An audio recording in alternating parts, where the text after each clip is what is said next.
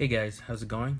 So today I'm going to be talking about the Kaladesh Prerelease pack, and mine is already open because I did the pre-release last night and I couldn't record it because it was at the card shop.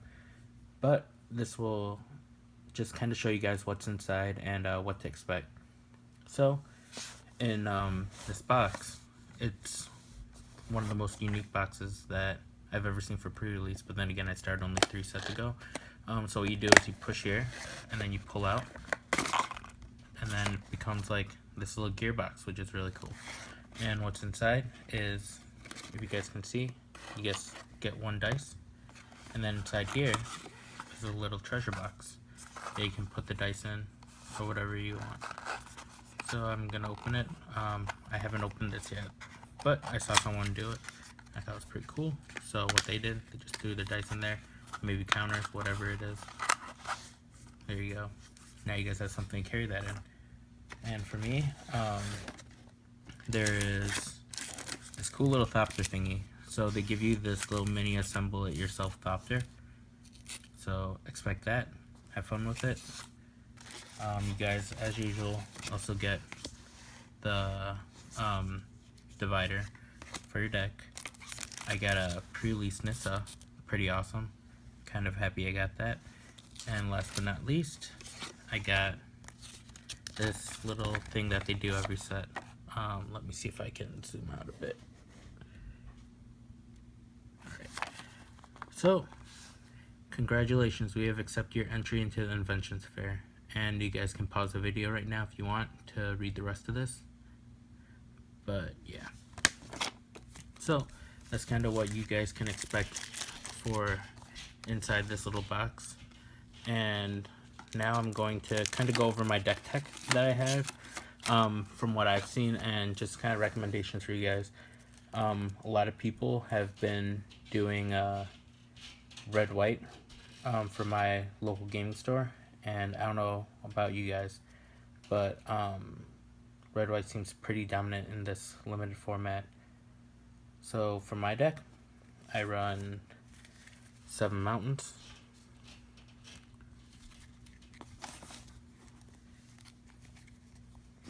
2 islands, and I believe I run 5 planes. So I'm going to go over some cards now. The first one I have here, I put in was Prophetic Prism. I put this in there because I wanted kind of to have a card draw engine, because my hand size goes down pretty fast, because a lot of the stuff in here is kind of like it doesn't require a lot of mana, and you can just throw them out on the field, especially in limited games. Kind of like tend to last a little bit longer.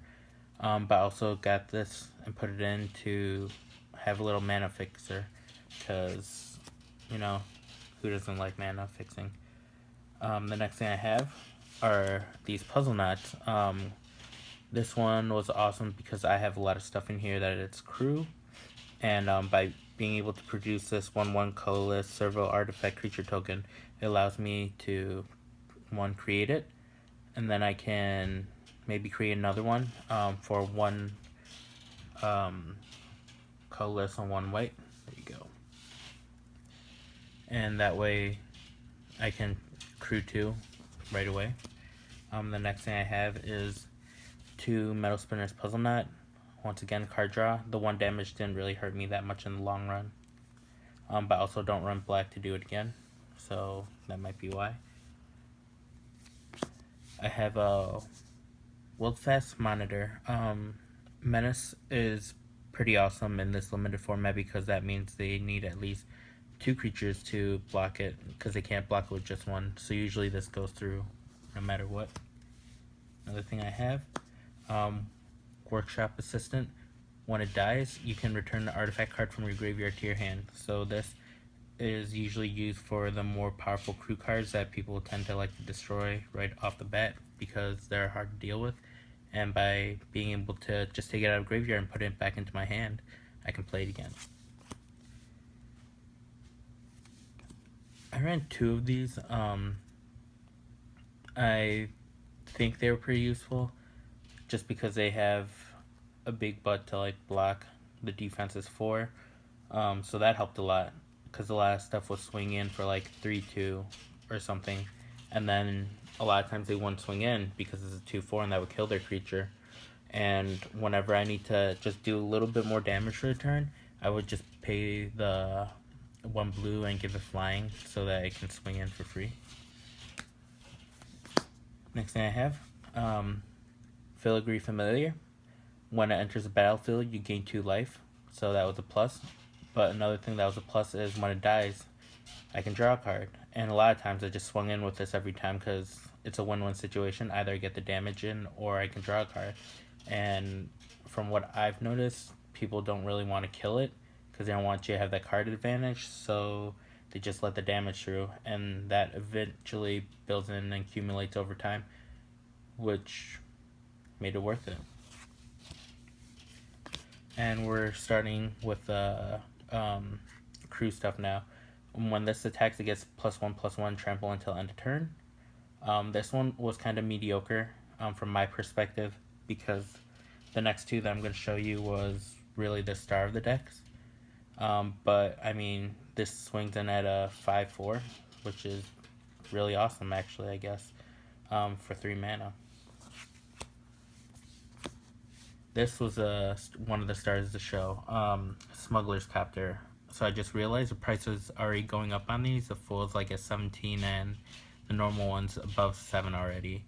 But what it is flying, and whenever it attacks or blocks, you may draw a card, and if you do, you discard a card. This really helped me out when I was just like mana flooded and I just had a bunch of mana in my hand. I didn't know what to do with them because I couldn't play more than 1 per turn. So I used this ability. I just discarded the extra mountain or something, and I'd use it to play something else. But yeah, the big thing about this is that 1, it's only 2 mana, and it has flying, and it's a 3/3, and it only requires crew 1. And there's some cards, or there's a card in here, I believe, that kind of goes along with this that I'll talk about later. Flat Wheel Cruiser, Trample Haste, awesome. And the beautiful thing about this card is when it enters the battlefield, it becomes an artifact creature until end of turn. So immediately you don't even need to crew it. It just automatically comes out as a creature and you swing in for 5.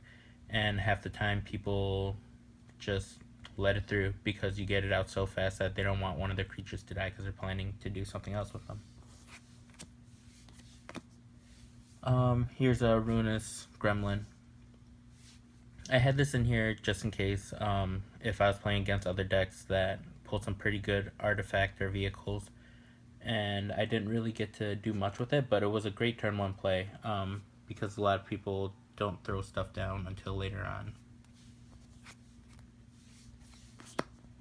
Thriving Grubs. It's one of the cards that you get the 2 energy for, and you can use those 2 energy to do what you want. For 2 mana, 3/2 for 1 turn. I don't think that's bad. I think it was pretty good. Yeah, this was also another card that people just wanted to destroy because they didn't want to take that 3 damage. This card, I'm not sure why I kept it in the deck. It didn't work out that well. You can choose a creature, exile a top card of your library. You may have it deal damage to that creature's or deal damage to that creature equal to the exile card's converted mana cost. And if you don't, you can play that card until end of turn. I guess that would work as card advantage, but a lot of times I just didn't see the use for this card. Alright, and this is one of the things I was talking about that worked really well with the Smuggler's Captor. So this card has haste, and when I cruise a vehicle, that vehicle gains haste until end of turn. So you play this turn 2, and you can swing in at your opponent if you want, and then turn 3 you can play the Smuggler's Captor and maybe another 1-drop, and you use this to crew it, and it gives the Smuggler's Captor haste, so you get to swing in for 3. Reckless Fireweaver, something that I saw really dominate against opponents I played. Whenever an artifact enters the battlefield under your control, it deals 1 damage to each opponent. And if you have more than one of these, if you, let's say you have like somehow magically pull like 3 of these, that means every time an artifact comes onto the field, it deals 3 damage to your opponent. So that can help speed the game up a lot. This card, I think you guys should definitely throw in your deck. Yeah, it's a 4 mana. It's 2 red for 3/3, but because of its ability, you can either pay 1 red and give it a +1/+0 until end of turn, or you can give it first strike until end of turn. So this can go against one of the smuggler's copter, and you can give it first strike so that the smuggler's copter will die and this can stay on the field, or you can give it haste until end of turn. What I did was I turn 5 played this, gave it haste and swung, and then I turn 6 I gave it 5+1/+0 counters, and I swung in at an 8/3, and that was something my opponent just wasn't expecting, and that won me the game. Alright, another card, because artifact heavy deck. Whenever an artifact enters the battlefield under your control, it gets +2/+0 until end of turn. It also gains trample. So essentially it's a 4/3. Yeah, a 4/3 that swings in every turn, because a lot of times you'll be playing an artifact. Wielding Sparks. Something that I was always happy to see and my opponents were happy to see. It deals damage, or it deals X damage to target creature, where X is the number of artifacts you control, and you add 3 to that. So let's say if you have 5, or that's a bit high.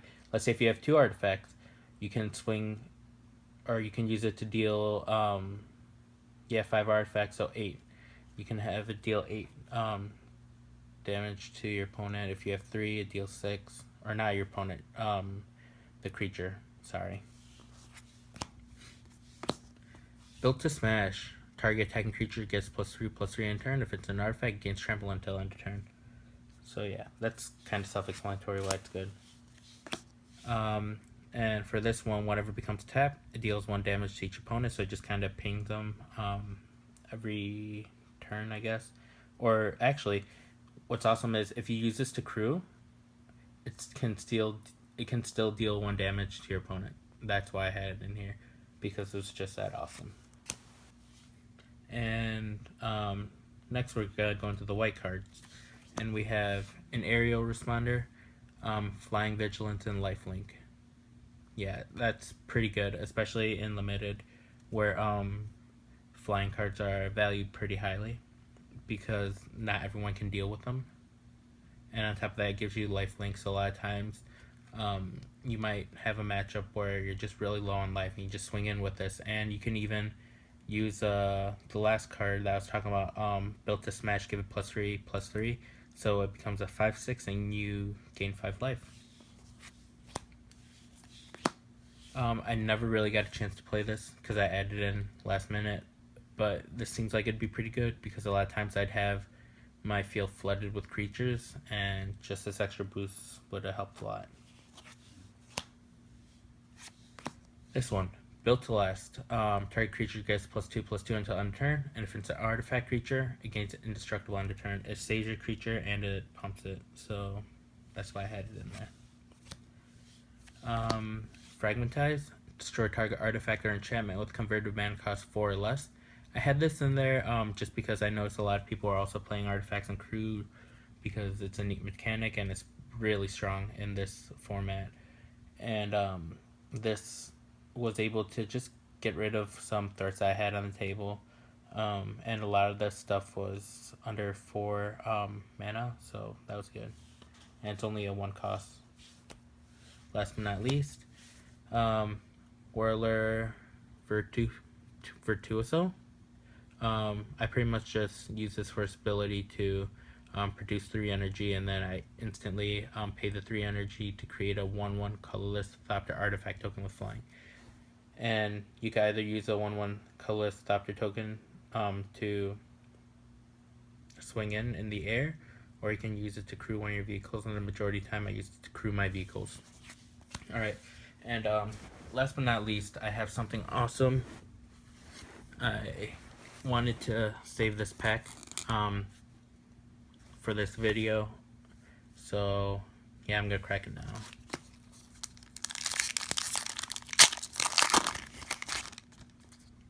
Alright, we have Tesla Dromedary, Revolution Rebuff, Thriving Grubs, Inspired Charge, Willie or Wily Bander, Subtle Strike, Workshop Assistant, Salivating Gremlins. Sorry, just kind of reading through. This card I would have loved. Another thing for flying. It's just a crew 1. Dakara PFL. Make Obsolete. Imperial Voyager. Alright. Glintless Crane and our rare Multiform Wonder. So when it enters the battlefield, you get 3 energy counters, and you may pay 1 energy counter, and it gains the choice of flying, vigilance, lifelink until end of turn. If you you can also choose to pay 1 energy for to get +2 -2 or -2 +2, so it can become either a blocker or a defender, I guess. And what do we have? Just the planes and a Thopter token. Alright, so thank you guys for watching, and I hope you guys enjoyed that video / kind of like my pre-release deck tech or whatever. And